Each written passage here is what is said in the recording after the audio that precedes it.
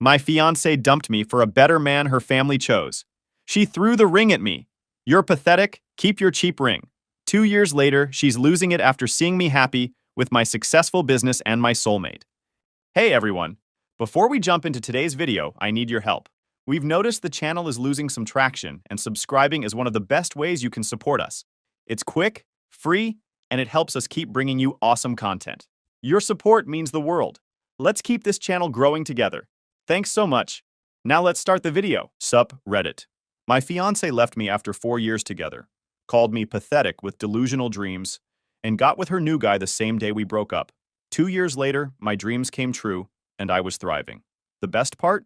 I destroyed her new boyfriend's career. She lost it. Here's what went down. I, 29 male, met my ex-fiancée, 26 female Brooke, in the most ridiculous way possible. I'm sitting in the library at 2 a.m., dead-eyed from coding for 12 hours straight, when this girl with perfectly styled hair and a coffee cup trips and spills her latte all over my laptop. Most people would have lost their minds, but I just looked at her and said, well, at least now my code has some flavor. She laughed instead of running away. 4 years together, engaged for the last 8 months. 4 years of thinking we had something real. I'd proposed with a ring I'd saved up for 6 months to buy. She said yes, cried happy tears, posted pictures on social media with captions about forever. And she'd come over to my third-floor walk-up apartment. My place was maybe 600 square feet. The building had character, which is real estate speak for everything's broken and the landlord doesn't care. But Brooke seemed to love it. We decorated with string lights from Target and posters I'd collected over the years. Then there was my cat Python. Of course I named him that. My rescued tabby who had this annoying habit of knocking everything off every surface. But every night, without fail, he'd curl up between us on the bed. Brooke always claimed she was more of a dog person, but I'd catch her having full conversations with Python when she thought I wasn't around. Brooke's family, her parents never said they hated me outright. Instead, I got the death by 1,000 paper cuts treatment. Her mother would always give me that dismissive look. Her father had this way of asking about my little computer project, with the same tone you'd use to ask a kid about their imaginary friend. Real supportive energy there. Family dinners were like performance art, where I was both the audience and the punchline. But here's the thing. Back then, Brooke seemed different. She'd roll her eyes at their country club drama and make jokes about how stuffy they were. We'd be eating Chinese takeout on my futon, watching Netflix on my laptop that took 5 minutes to buffer anything, and she'd tell me none of the money stuff mattered. Turns out that was complete garbage. But I'm getting ahead of myself. The first real crack in our relationship happened about 6 months before the end.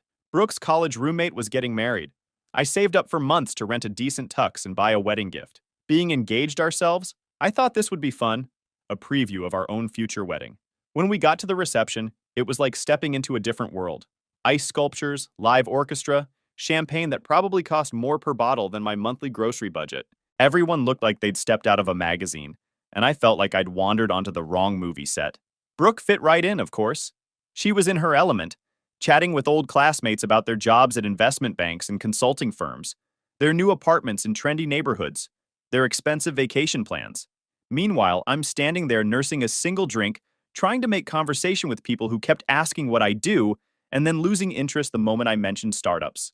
Brooke had specifically requested not to sit with her college friends because they can be a bit much, but somehow we ended up at a table full of her parents' friends instead. Older couples with serious money who spent the entire dinner talking about their stock portfolios and real estate investments. When they asked about my work, I tried to explain my startup in terms they'd understand. Big mistake. One guy literally laughed and said, "Still playing with computers, huh? When are you going to get a real job? Especially now that you're getting married. Time to grow up." And here's the part that stung. Brooke didn't defend me. She just looked embarrassed and changed the subject to the bride's dress. Later, when I brought it up in the car, she said I was being too sensitive and that I should have just played along better. The second incident happened a few weeks later when her mother invited me for coffee without Brooke, just the two of us. We met at this upscale cafe in her neighborhood, the kind of place where a basic latte costs $8 and everyone looks like they're conducting important business meetings. She showed up 15 minutes late wearing designer everything and didn't apologize, just launched straight into her agenda. "I've been thinking about your situation," she said, like my life was a problem she needed to solve. "And I have some connections who might be able to help you find something more stable." She pulled out a folder full of job listings she'd printed out. Entry-level positions at banks, insurance companies, corporate office jobs, the kind of soul-crushing 9-to-5 work that would have killed everything I was passionate about. These are real careers, she explained, sliding the papers across the table. With benefits, retirement plans, growth potential, you could start at the bottom and work your way up like Brody did. I stared at the papers, genuinely speechless. You want me to give up my startup to become, what, a claims adjuster? She looked at me like I was a child refusing to eat vegetables. I want you to be realistic about your future, about Brooke's future. She deserves security, not fairy tales. The conversation went downhill from there. She kept using phrases like, when you're ready to grow up, and Brooke needs a provider, not a dreamer. She never raised her voice, never lost her composure, but every word was designed to make me feel small and inadequate. The worst part? When I told Brooke about it later, she didn't seem surprised or upset that her mother had ambushed me. She just said, she means well. Maybe you should at least look at those jobs, just as a backup plan. That's when I knew the poison was already spreading. The beginning of the end started with what Brooke called just a casual family dinner. She asked me to wear a blazer. When I showed up to their estate, and yeah, it's big enough to call an estate, I realized this wasn't going to be the intimate family gathering Brooke had described. The driveway looked like a luxury car dealership. BMWs, Mercedes, a couple of Audis. My 2008 Honda Civic with the dent in the bumper and the check engine light that had been on since Obama was president looked like it had wandered into the wrong neighborhood. The real kicker? This wasn't just family. Brooke's dad had invited his business associates and their sons. Guys who looked like they'd stepped out of a LinkedIn success story. Ivy League educations, summer internships at Goldman Sachs, fathers who play golf with senators. The kind of people who use summer as a verb. The conversation flowed like they were all reading from the same script. Investment strategies, European vacations, property portfolios. Meanwhile, I'm over here with my most exciting recent purchase being name brand cereal instead of the store brand. Real thrilling stuff. Then came the targeted questions, delivered with surgical precision. So you're still working on that little tech project? Brooke's father asked. It's a startup, I corrected, trying not to sound defensive. We're in early development, but we're making solid progress. I didn't mention that our last investor meeting had been a disaster, or that my co-founder Jake and I had been pulling 80-hour weeks trying to fix a bug in our prototype that was making it crash every time someone tried to upload a file larger than 50 megabytes. Technical difficulties aside, we were broke and running on fumes. One of his friends, this guy with perfect teeth and a February tan that screamed "I winter in Florida," chuckled like I'd just told him the earth was flat. Tech is so volatile these days. You sure it's a wise investment of time? Maybe a backup plan wouldn't hurt? The condescension was so thick you could cut it with a knife. And here's the part that really stung. Brooke didn't say a word in my defense. Usually she'd jump in with something about how passionate I was, or how she believed in what we were building. This time, nothing. Then they brought out Brody. Brooke's mother introduced him like he was the second coming. Brody just made junior partner at a top corporate law firm. Princeton undergraduate, Yale Law. Such a brilliant mind. Brody was everything I wasn't. Tall, perfectly groomed, the kind of guy who probably had his suits tailored and never had to check his bank balance before buying coffee. He talked about his recent bonus, like it was casual conversation. The condo he just bought in the right part of town. His 5-year plan to make full partner. And Brooke? She was eating it up, asking questions about his work, laughing at his mediocre jokes, showing more interest in his career than she'd ever shown in mine. Every question she asked him felt like a small betrayal. I barely said 10 words the entire night. Every time I tried to contribute to the conversation, someone would politely listen for about 5 seconds before steering things back to Brody's accomplishments or someone else's success story. I was watching Brooke transform into someone I didn't recognize. The girl who used to make fun of pretentious people was suddenly one of them. When we got back to my apartment that night, something had shifted. She complained about the broken elevator that had been out of order for months. She wrinkled her nose when Python jumped on the bed, something that had never bothered her before. She mentioned how small the bathroom was, like she was seeing the place for the first time. That's when I knew it was over. I just didn't know she was going to make it official so soon. A week later, Brooke showed up at my place after work, still wearing her business casual outfit from her marketing job at her dad's friend's company. A job she got without an interview, but that's a whole other story about how connections work when you have the right last name. She sat across from me at my tiny IKEA dining table. The same table where we'd had countless takeout dinners, game nights with friends, and late-night conversations about our future together. But this wasn't going to be one of those conversations. We need to talk, she said, and I could tell she'd been rehearsing this. I've been doing a lot of thinking, she continued, not meeting my eyes. About us. About my future. About what I need. I knew where this was heading, but I let her talk. I love you, but I need stability. I can't keep waiting for you to figure it out. My family made me realize I need someone who's already there. Someone who can provide the life I deserve. Someone like Brody, I said flatly. She didn't even have the decency to look surprised that I'd connected the dots. Yes, someone like Brody. And then her mask slipped. Look, I tried to make this work, she said, gesturing around my cramped apartment like it was evidence of some moral failing. I really did, but I can't pretend anymore that this is the life I want. Living in some rundown building, worrying about money, dating someone who can't even afford to take me somewhere nice. This was the same person who used to say she loved our cozy nights in, who claimed she didn't care about fancy restaurants or expensive things. You're 29 years old and you're still playing with computers in your bedroom like you're 19, she continued, her voice getting sharper. Brody owns a condo downtown.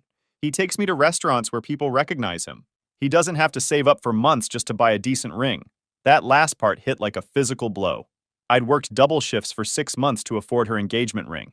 It wasn't huge, but it was real, and I'd been proud of it. Wow, I didn't know that's what you thought about it. 4 years and you're telling me this now, Brooke? Why waste all that time? She continued. I gave you 4 years to get your act together, to become someone worth staying with. But you're still the same broke dreamer I met in college, except now you're older, and it's just pathetic. After some back and forth, the argument escalated, and she did something I'll never forget. She yanked the engagement ring off her finger and threw it at me. It bounced off my chest and clattered onto the floor. Here, take your cheap ring back, she said with disgust. Brody's already talking about getting me a real one. From Tiffany's, not some discount jewelry store. I stared at the ring on the floor. The ring I'd saved up for. The ring she'd cried happy tears over just months ago. The ring that represented everything I'd hoped we'd build together. You know what's pathetic? I said, standing up. Pretending to love someone for 4 years while secretly keeping score. Pretending to be someone you're not because you're too much of a coward to own your shallowness from the start. Her face flushed red. At least I'm not wasting my life chasing some impossible dream that's never going to happen. You're right, I said, picking up the ring from the floor. You're not wasting your life. You're just wasting mine. She grabbed her purse, suddenly eager to leave now that she'd said her piece. Brody is picking me up at 8. The final twist of the knife. She wanted me to know she was going straight from ending our engagement to a date with her upgrade. Good for you, I said, opening the door for her. I hope you're very happy together. 2 days later, 2 days, she was Instagram official with Brody. Not even a week after ending our engagement, there they were in matching outfits at some luxury resort in the Hamptons. His arm around her waist, her smile wide and carefree. Caption, found my forever. Meanwhile, I was still sleeping on the side of the bed we used to share, still finding her hair elastic bands in random places, still had half her stuff in my apartment because she hadn't found time to pick it up yet. The engagement ring sat on my dresser, a daily reminder of how stupid I'd been to believe in forever. I wish I could say I channeled my heartbreak into immediate success, that I became some tech mogul overnight through sheer force of will. But that's movie nonsense. Real life is messier. I spiraled. Hard. My startup crashed exactly 1 month after our breakup. Our investors pulled out after our prototype failed spectacularly during what was supposed to be our big demo. The app crashed 3 times in the first 5 minutes, and when it finally worked, it ran so slowly that everyone in the room started checking their phones. Jake, my co-founder, took a job at Microsoft 2 weeks later. Can't blame him. He had student loans and a girlfriend who actually supported his career. I was suddenly alone with a failed company, a lease I couldn't afford, and savings that were disappearing faster than free food at a college event. I had to give up the apartment, but my friend Kai saved my ass.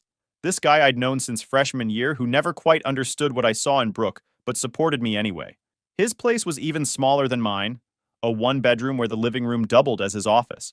But he cleared out half his closet without me even asking, and let me and Python crash in his spare room. Kai's reaction when I showed up at his door with my life in garbage bags? Dude, I always knew she was high maintenance, but damn, she really said your ring was cheap. That thing cost more than my car. Then after a pause, well, my car's a piece of shit, but still. That's a real friend right there. Meanwhile, Brooke's perfect new life was playing out like a highlight reel on social media. Vacations to places I'd only seen in movies. Dinners at restaurants where the menu doesn't have prices. Every post felt personal, like she was saying, see? This is what I deserve. This is what you never could have given me. The absolute lowest point came when I ran into Brooke and Brody at a cafe downtown. I was there picking up an Uber Eats order because that's what my life had become. My car's AC had been broken for 3 months. I couldn't afford to fix it, so I was driving around in 90-degree heat with the windows down, sweating through whatever clean shirt I had left. My phone was at 15% battery after a 10-hour shift, and I still had 4 more deliveries to make if I wanted to hit my daily goal. There they were, sitting outside like they'd stepped out of a lifestyle magazine. Brooke had this new haircut, one of those expensive styles that looks effortless, but probably took 2 hours and cost more than I made in a week. Brody was wearing sunglasses that I'm pretty sure cost more than everything I was wearing combined. They were laughing about something, holding hands across the table, looking like the poster couple for living your best life. Then Brody saw me first. Well, well, he said loudly enough for nearby tables to hear. Look who it is. Still delivering food, I see. His smirk was pure malice. This wasn't accidental recognition. He was enjoying this. Brooke looked up and saw me standing there in my wrinkled Uber Eats shirt, holding a bag of food that cost more than I'd spent on groceries all week. For a split second, I thought I saw something flicker across her face. Guilt, maybe? But then she smiled. Actually smiled. The condescension was suffocating. I grabbed the bag and walked away without another word. But I heard Brody say, just loud enough for me to catch, "Dodged a bullet there, didn't we?" And Brooks laugh in response. That moment broke something in me. Standing there in the summer heat, sweating through my uniform, listening to my ex-fiancée and her new boyfriend mock my failures, that was the last day I allowed myself to be a joke. I went home to Kai's apartment that night, deleted every social media app from my phone, and told him what happened. His response? Bro, that guy sounds like the kind of person who thinks mayo is spicy. And she laughed? Nah, man. Time to show these trust fund babies how the real world works. I cut everything out. Social media, distractions, self-pity, negative people. I went into full rebuild mode like my life depended on it. Sleep became a luxury I couldn't afford. 4 hours a night if I was lucky. Days were for Uber Eats, evenings were for my night shift stocking shelves at the grocery store, and any spare moment was spent rebuilding my startup from scratch. But this time was different. I got smart about it. No more chasing investors with half-baked ideas and flashy presentations. I learned to bootstrap, to build something real before asking for anyone's money. No more trusting people easily. I kept my circle small. Just Kai and a couple other ride-or-die friends who'd proven themselves when things got ugly. Kai was incredible through all of this.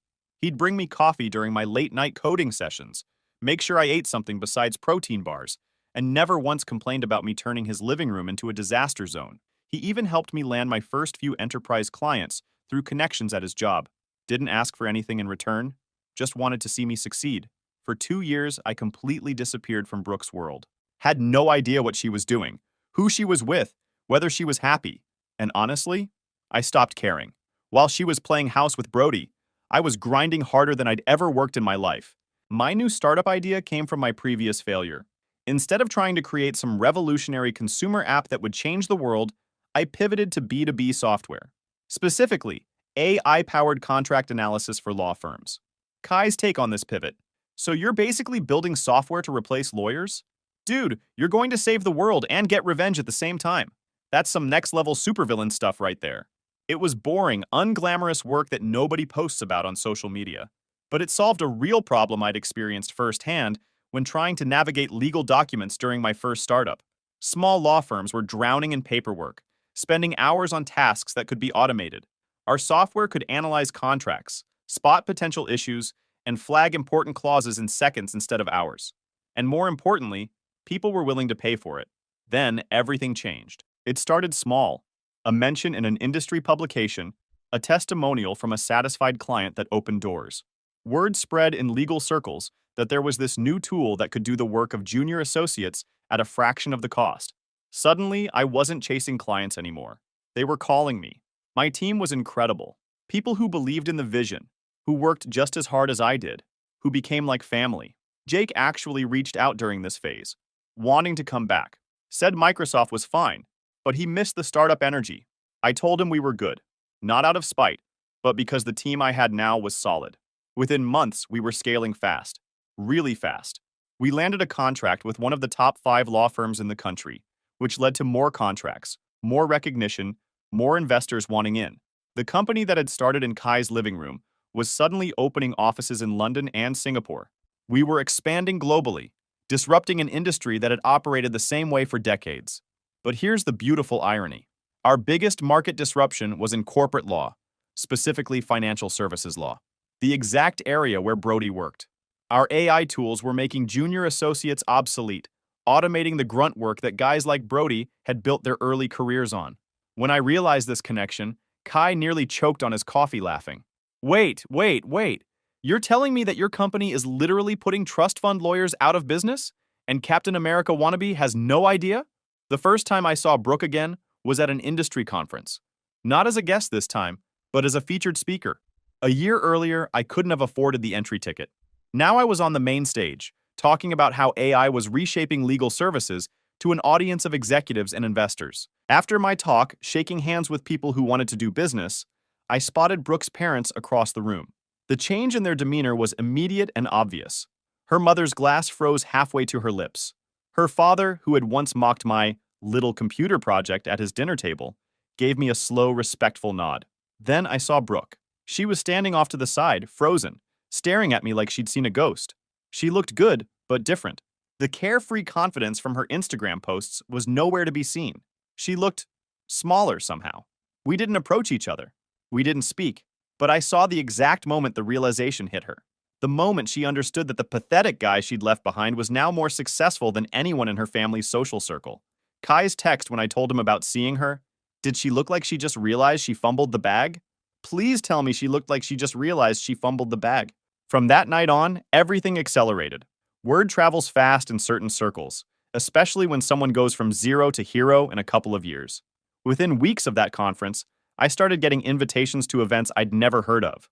Brooke's father personally reached out to invite me to one of these events. I accepted, not because I wanted their approval, but because I knew exactly what this was about. They wanted to be associated with my success. When I arrived at the event, fashionably late because why not, I immediately spotted Brooke and Brody. Brody looked different, stressed.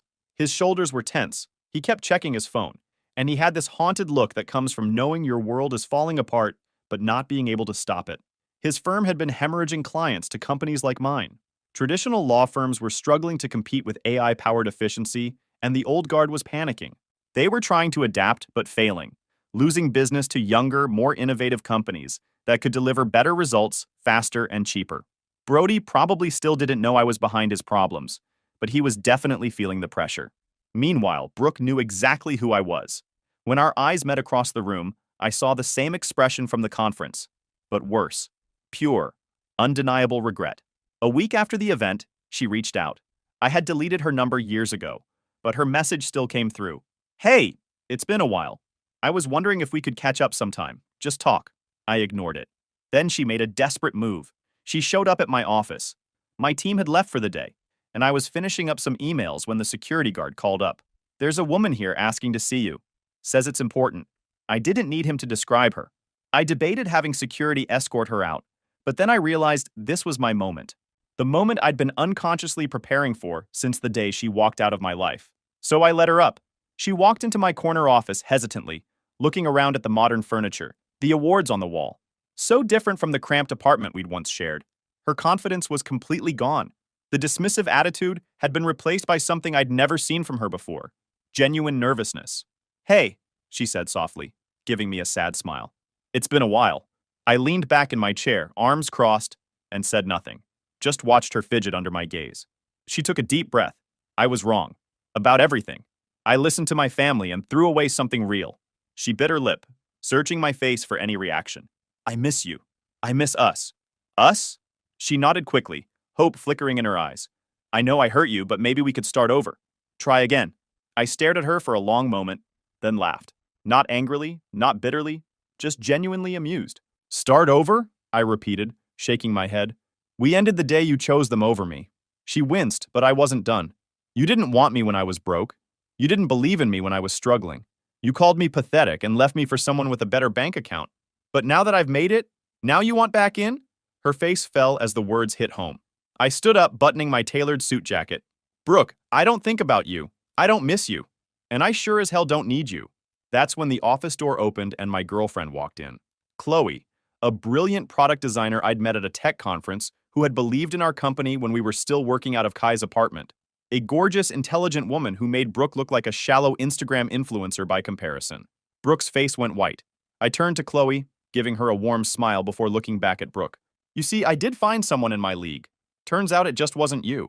I walked Brooke to the elevator and watched the doors close between us. It should have felt like victory, but honestly, it just felt like closing a book I'd finished reading years ago. But that wasn't the end. That was just the opening move of the endgame. A few weeks later, word started spreading through legal circles that Brody's firm was in serious trouble. My company's AI-powered tools had been systematically replacing traditional legal services at an alarming rate. We were faster, cheaper, more accurate, and more efficient. We could do in minutes what they charged clients hundreds of dollars per hour to complete. Brody's firm was bleeding money trying to compete with technology they didn't understand and couldn't match. Instead of adapting, the old guard partners were panicking, making desperate moves, and losing more clients in the process. I heard through industry contacts that Brody was having a complete breakdown behind closed doors, working 90-plus-hour weeks, screaming at junior associates, desperately trying to retain their biggest clients. Kai's take. So the guy who mocked you for playing with computers is now getting destroyed by computers. Investors were pulling funding, seeing the firm as an outdated dinosaur in a market they no longer understood. And the best part? Brody still hadn't figured out that I was the one behind his career meltdown. While Brody was crumbling professionally, Brooke's parents were going into full damage control mode. They had spent years treating me like some broke loser who wasn't worthy of their daughter. The desperate attempts to reconnect started immediately. Brooke's mother sent polite emails congratulating me on my success. Her father mentioned me in interviews, calling me one of the most promising entrepreneurs of the decade. They invited me to business events, framing them as networking opportunities. I ignored all of it. Then her father called me directly. I answered out of pure curiosity. I think we should talk, son, he said, his tone warm. About business opportunities, potential partnerships, water under the bridge, you know? I let him ramble about synergies and collaborations for a few minutes before he got to the real point. Listen, Brooke made a mistake. I know that. We all know that. But she's been having a rough time lately, and I think if you two just sat down and... I hung up mid-sentence. There was no apology, no accountability, just pure self-serving damage control. That was the last time I ever took their calls. The moment Brody finally realized who was behind his downfall was absolutely perfect. I was speaking at another industry conference, this time on a panel about the future of AI and law. The CEO of a major firm publicly praised my company, saying, honestly, these guys are changing the game. Some of the biggest traditional firms are struggling to keep up. The camera panned to the audience, and there was Brody, his face completely drained of color, his expression a mix of shock and dawning horror. You could see the exact moment it clicked. I wasn't just his ex-girlfriend's loser ex-boyfriend. I was the man systematically destroying his career. That night, he snapped. I got a text from a mutual contact. Bro, Brody just lost his shit in a partner meeting. You need to hear this. Apparently, during a firm-wide strategy session, one of the senior partners brought up my company as an example of what they needed to compete with. Brody completely lost it. Started screaming about how I was just a lucky fraud, how my company would crash and burn, how traditional law would always win in the end. The problem? They were staring at him like he'd lost his mind, realizing that Brody wasn't the future of their firm. I was the future, and he was the past. But I had one final move to make. A few months later, my company was ready for its biggest acquisition yet. We were buying out a smaller but highly influential legal firm that happened to be a direct competitor to Brody's company. This wasn't just business. This was checkmate. Once the deal was finalized, we immediately poached several of Brody's biggest clients. Within 6 months, his firm was forced to merge with a larger competitor just to survive. Brody went from junior partner to just another employee, probably doing the same grunt work he'd smugly bragged about escaping years earlier. The golden boy who had everything handed to him was now just another lawyer struggling to stay relevant in an industry that had passed him by. But it wasn't over yet. Brooke decided to do one final desperate attempt. 3 weeks after Brody's firm officially merged, Brooke showed up at my office again. But this time was different. This wasn't the nervous, hopeful woman from before. This was desperation in its purest form. It was a Friday evening around 7 p.m. Most of my team had left for happy hour, but I was staying late to finish some contracts. The security guard called up, sounding uncertain. Sir, there's a woman here. She's pretty upset. Says she needs to see you urgently. Let her up, I said. I had a feeling I knew who it was. When the elevator doors opened, I barely recognized her. Gone was the polished, put-together woman I'd known. Her hair was a mess. Her makeup smudged like she'd been crying. She was wearing jeans and a wrinkled sweater. I'd never seen her in anything that casual, even back when we were together. "Thank God you're here," she said, rushing into my office without being invited. "I've been calling, texting. Why won't you answer me?" I stayed seated behind my desk, calm. "Because we have nothing to talk about, Brooke." "Yes, we do," she practically shouted. "I left him. I left Brody. It's over." I raised an eyebrow but said nothing. His firm collapsed. He lost everything, and all he did was blame me. Said it was my fault for leaving you, that I'd ruined both our lives. She started pacing frantically. "So I'm done. I'm done with all of it." "Good for you," I said flatly. She stopped pacing and stared at me. "Don't you get it? I'm free now. We can be together again. We can start over." I almost laughed. "Start over? I made a mistake," she said, her voice getting higher and more desperate. "The biggest mistake of my life. I should never have left you. You were right about everything. My family, Brody, all of it. But I'm here now, and I'm choosing you." She moved closer to my desk, her eyes wild with desperation. "I know you still love me. What we had was real. Real love doesn't just disappear." "You're right," I said, standing up. "Real love doesn't disappear. But what we had wasn't real love." Her face crumpled. "That's not true. You left me the moment something better came along. That's not love. That's convenience. I was confused. My family pressured me. I was young and stupid. You were 26, Brooke. You weren't a child." She started crying then, ugly sobbing. "Please, I'm begging you. I have nothing left. My parents won't even take my calls anymore. You're all I have." "I'm not your anything," I said coldly. "I'm also with someone else. You need to move on." She grabbed my arm, her grip desperate. I was wrong about the ring. It was beautiful. I was just scared. I pulled my arm away. "Don't." But she couldn't stop. "I'll do anything. I'll work. I'll change everything about myself. Just please, take me back. I love you. I've always loved you." "No, Brooke. You need to leave." "No!" she screamed. "You don't understand. I made one mistake. One. You can't punish me forever." Then I called security. "What are you doing?" "Calling security." She lunged for the phone, trying to stop me. "Don't you dare! You can't just throw me out." I easily moved the phone out of her reach and dialed. "Security? I need someone to escort a visitor out of my office." "You bastard!" she screamed. "I loved you. I gave you the best years of my life." Tony, the security guard, arrived. "Ma'am, I'm going to need you to come with me." "No, you don't understand," she shouted at Tony, then spun back to me. "I'm offering you everything. My whole life. How can you just throw that away?" I looked at her and said nothing. Then Tony guided her toward the elevator while she was still yelling and crying. "That bitch is with you only for money. When you're old and alone and she takes everything from you, you'll remember that I was the one who really loved you." The elevator doors closed, and she was gone.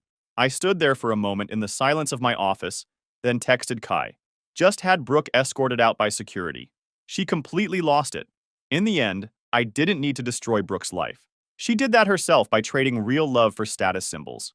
When that status disappeared, she was left with nothing, not even her dignity. His reply was immediate. "Bro, please tell me someone got video." That sounds like prime YouTube content right there. Entitled "Ex-Fiancé Has Epic Meltdown at Tech Office" would get millions of views. I couldn't help but laugh. Even in the aftermath of that insanity, Kai knew exactly how to put things in perspective. In the end, I didn't need to destroy Brooke's life. She did that herself by trading real love for status symbols. When that status disappeared, she was left with nothing, not even her dignity.